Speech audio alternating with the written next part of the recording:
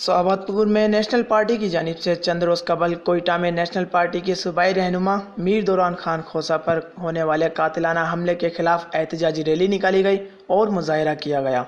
4 रोज़ कबल national party के सूबाई रहनुमा मीर दौरान खान खोसा पर कोयटा में मुसल्लह अफराद की जानिब से फायरिंग का वाक़या पेश आया था, जिसमें मीर दौरान खोसा शदीद जख्मी हो गए थे।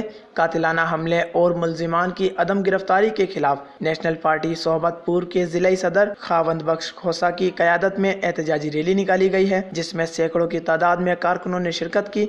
मुजाहिरीन का कहना था कि सोची समझी साजिश के तहत मीर दौरान खान पर कातिलाना हमला किया गया है। नेशनल पार्टी के रहनुमाओं और कारकुनों को दीवार से लगाने की कोशिश की जा रही है और जानबूझकर निशाना बनाया जा रहा है कि पुरजोर अल्फाज में मजम्मत करते हैं और हुकूमत वक्त से मुतालबा है कि शरपसंद अफराद को फौरी तौर पर गिरफ्तार करके कानून के कटहरे में लाया जाए और मीर दौरान खोसा के साथ इंसाफ किया जाए।